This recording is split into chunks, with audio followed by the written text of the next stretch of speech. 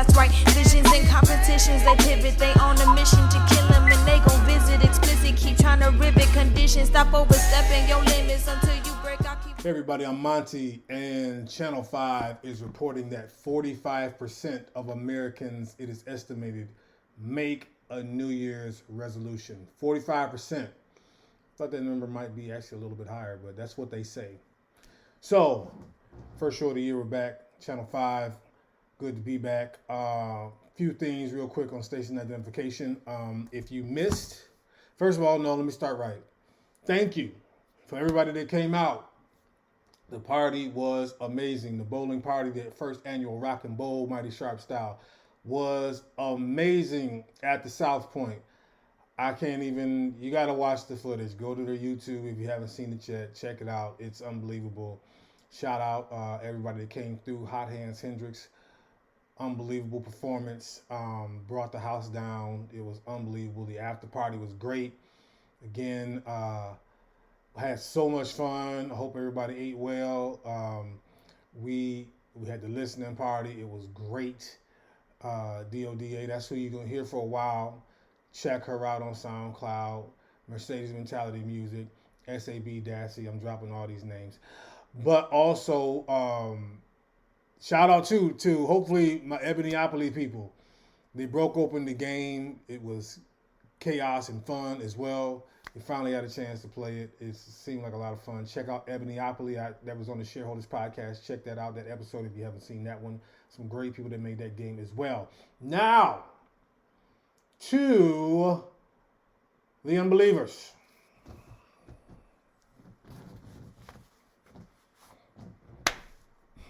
I told y'all we was doing it. People came up to me afterward. I can't believe that was real. You really did it. When did I pretend to throw an event and then just leave y'all in the parking lot hanging? Like, why would I do that? I said it was the nice thing I was going to do. That was y'all Christmas gift. Okay? Some of y'all actually still owe me for some bowling, but anyway, we're going to let that slide. I didn't pay for the bowling. I paid for the food afterward, but I'm just saying we're supposed to reimburse me on that bowling. But for y'all that didn't come, man, I don't know what to tell you. We had a time. We had a time last night. So now, of course, now everybody run it back. Well, I like having an annual event. So I said it was the nice thing I was going to do once a decade. Maybe we'll make it an annual event. Keep your Christmas Eve open or get your shopping done or have the cooking already done. It's either going to be Christmas Eve or the 23rd or 24th, depending on how the days fall, but there might be an annual thing we do.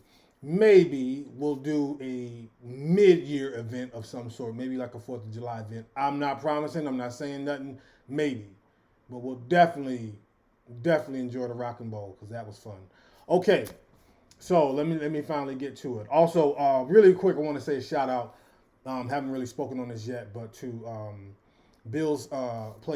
Buffalo Bills football player Damar Hamlin. At this point, as I'm recording this, he is doing much better. If you don't know, Monday night there was a game between the Cincinnati Bengals and the Buffalo Bills in Cincinnati, and Damar Hamlin plays defense. He's safety for the Bills, and he made a tackle.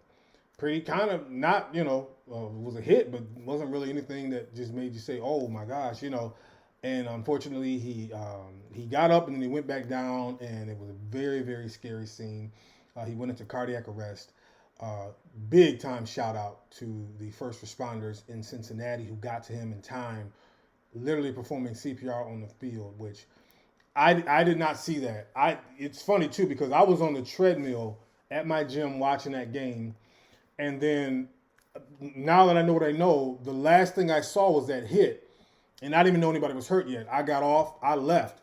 And then somebody started hitting me up like, man, did you see blah, blah, blah. Oh, did you see what happened? Did you see what happened? And then I started to piece it together like, oh, that was the same hit. And so I knew it was serious because he was still being attended to by the time I had gotten home and, stuff like that. And I've seen that before. With the soccer player, Christian Eriksen, where they did the chest compressions, and that's a very scary thing. But the cancer game is very touch and go, but he's doing a lot better. He's not quite out the woods, still listed as critical, but he's breathing on his own. He's able to open his eyes. They said the first thing he asked who won the game, things like that. So we are praying. It was such a good sight to see such unity and people together for that. So I just wanted to shout out Damar Hamlin as well. And I really pray that he's able to be fully restored, and that if he wants to continue to play football, he has that chance. And if he does not, it's his choice. I hope he's physically intact. That soccer player that happened to, he actually came back and played. He's just played in the World Cup. So I hope, regardless of whatever the journey is, I hope Damar Hamlin gets to make that choice. And I know they're working and doing their best for him. I just really hope that for him. I hope he's okay and is fully back, his mother and all those loved ones.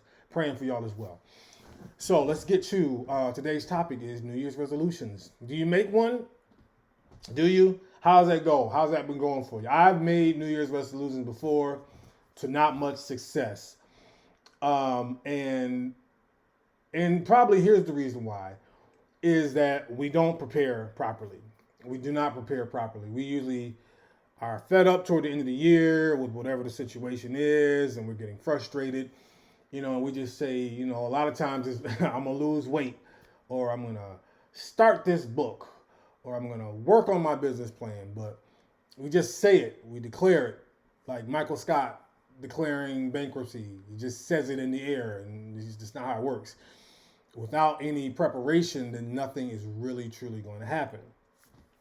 And so that's why a lot of times they don't work, because we're just in the moment in our emotions, and we just want to say, all right, January 1st, I'm going to, and usually it's a drastic thing in changing your life, but you made no preparation. So if it's a diet thing, do you have your meal plan set out yet? When are you going to go to the gym? Did you set that all out? No, but I'm just gonna do it. I'm serious this time. You can't be serious because you put no preparation for it. You haven't set anything in motion that when that day starts, you're just riding the wave of it's the start of the year and let's go. If you made better preparation, you might be able to actually follow through with it. And that's why I always hate when people say that they work good under pressure. They hand in a project, I work good under pressure. No, you work under pressure. You don't work good under pressure. It's impossible that if I gave you 30 days to do a project or 2 days to do a project, that you would do better on the 2 days than the 30 days if you worked all 30 days. That's impossible. It just doesn't work like that. 30 days of you working on something and then handing it in at the end of the 30 days instead of 2 days, you would do better. So we just work because we procrastinate and wait till the last minute, and that means we work. We don't work better. That's just what we do. Same thing with these resolutions. If we really got serious about it, you should have started planning for that resolution in December if you're going to do it in January. I myself, I finally got ahead of it. I was like, I'm not going to keep doing that. And I did a thing. This is even before my birthday. I'm like, man, I'm going to really start eating better. I'm going to drop some pounds. Start running, which I hate running. But I told you guys when I was watching that football game, I was on the treadmill. I do a lot of running and walking, which really burns calories. And now it's to the point I don't love it, but I tolerate it. But I was just like, I'm not going to wait till the new year. Let me start now. And I made preparation, and I got my eating. My eating is really, on a good spot right now, and kind of making it a lifestyle. You know what I mean? So for your my New Year's resolution, people are like setting a hard point. I'm going to do it. You've got to prepare. Or do you? Twist. What do I mean by that? What I mean by that is, you do have to prepare, but at the same time, you kind of don't. Because if you truly want to change your life, part of the preparation is just being in position. Okay? If you're in position, things can happen that you didn't even expect to happen and just can take you off. You know what I mean? And I thought about this, and a person in the Bible came to my mindset. And that person is Zacchaeus. Now, everybody understands the story about Zacchaeus. He wanted to see Jesus, and then he saw Jesus. He climbed the tree, and Jesus saw him and said, "Come to your house today. I'm going to eat with you," and all of that. But let's break it down very quickly. Zacchaeus, by trade, was not a popular guy. He was a tax collector. Maybe not the best hang, if you will. And he was very rich. And these tax collector guys, usually they would collect from you and collect a little extra for themselves. You know what I mean? Sweeten the pot. So he's not a popular guy, but was a rich guy and a very accomplished man. You know, he's had a lot of possessions and things. You know, but for some reason, Zacchaeus wanted to see Jesus. Jesus, by this point, was going through Jericho and passing on. Jesus probably had somewhere to preach, something to do. And again, now Zacchaeus was the chief publican. It wasn't just like a guy. He was like the big guy, very rich. And he just wanted to see, like, who is this guy? What's the fuss with this Jesus guy? You know what I mean? Zacchaeus was living his own life. He was doing very well. Wasn't really like he was looking for a blessing from Jesus or needed a healing. He just wanted to see what all the fuss is about. So what did he do? Zacchaeus is not a tall man. He was short in stature. And the Bible says he was short in stature. So he did two things. And the thing about it is, whether you respect what they do or not, there are people who have accomplished things in this world and gotten a great stature in all walks of life. And those people, what they do now is they're used to making preparation for things. They're used to knowing how to prepare and strategically prepare for things to accomplish their goals. You know, they set goals. And again, it's not that I'm condoning everything Zacchaeus did, but to get to where you are, you know, there's a lot of people that want to be rich. And he was one of them. A lot of people are not. Along the way, he had to maneuver. And so what he did was, he figured in his mind, first of all, I'm too small, you know, and this crowd is so big. Let me run ahead of the crowd, first of all, so that I can see him as he comes by. Because if I try to be in the throngs, I'm not going to be able to see. And he said, and let me get a better vantage point and rise up. And so he climbed up a tree. Okay? There's a rich man climbing up a tree. So he got ahead of the crowd and above the crowd for the vantage point to see Jesus. Okay? It could have just been from the way he thought and the way he figured out things. A lot of people would have just tried to fight in the scrum and push and pull and all that, you know. That's just how some people think. But Zacchaeus was a little ahead of the game. Like, he knew who he was. He knew the circumstances of it. So he figured out a way to succeed to get his goal of just seeing Jesus. So that was his preparation, right? Cool. The Bible says, though, when Jesus saw Zacchaeus in the tree, he said, Zacchaeus, he said, come down. He said, I'm coming to your house today to dine. And Zacchaeus was like, oh, okay. He wasn't even looking for that. And that's the part where I talk about, you know, there's, you know, preparation and then there's position. You see? So Zacchaeus put himself in a position that he had no idea. All he wanted to do was see Jesus. I just want to see this guy. But then his vantage point allowed Jesus to see him. And Jesus saw him because he was ahead of the crowd and above the crowd. If he had been on the same level as the crowd and in the midst, Jesus would not have seen him. And Jesus wasn't coming through there for him. He had other business to do. He inserted himself into history. Do y'all understand that? He literally made himself. The goal was not, Jesus was not, I'll come on this earth just to entertain a man named Zacchaeus. No, Jesus had other stuff to do, baby. Y'all, I'm busy right now. What y'all talking about? No, Peter, come on. Get these folk now. Let's try to move in the way I'm going through Jericho. And he looks up and he sees him. The preparation was getting ahead of the crowd and above the crowd. Right? See, so he made preparation. But in that position, from the preparation, all of a sudden, everything changed. The Bible says that Zacchaeus ran down and he said, get everything ready, y'all. Come on, Jesus is coming in. And he made this great feast. And he immediately, his whole life has changed now that Jesus is sitting with him. And he's like, Jesus, I'm gonna give back, you know, all this money and I'm gonna restore sevenfold and fix everything I did wrong. Just from that moment, you understand? The preparation put him in position, but the position took him to a place he never thought he would be. He didn't wake up that morning wanting to get no money back. He didn't have no thoughts on that. All he wanted to do was get a glimpse of this superstar coming through. Who's that? All right, I seen him. about to go. But him seeing Jesus allowed Jesus to see him. And that changed his life. So that's why I say, make your preparations.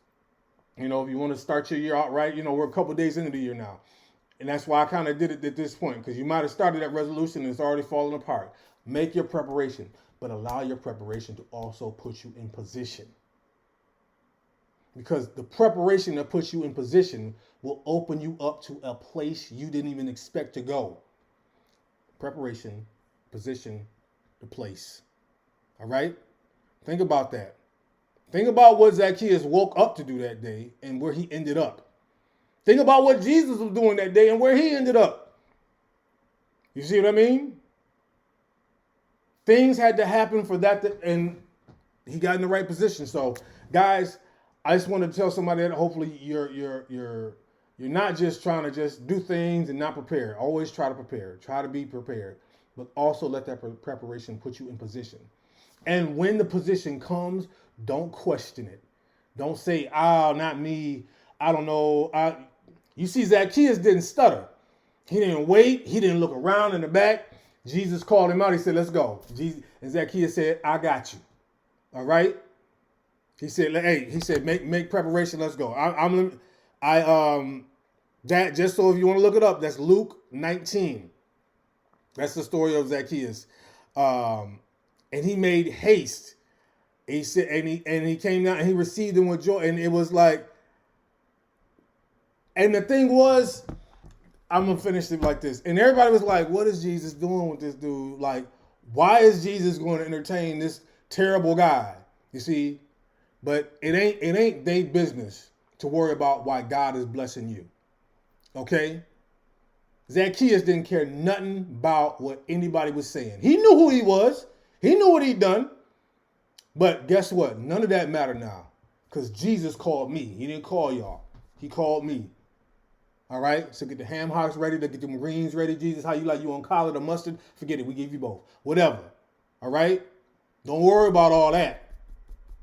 You take your place from the preparation to the position to the place. All right, guys. You know what to do. Man, this is Mighty Sharp Network, Channel 5. Please, please, please, please be blessed. Stay Out, you're breaking me down. Psych, I put my dukes up, knowing that I was gonna lose you. But prodigal son, please come home. I pray on my knees every single night.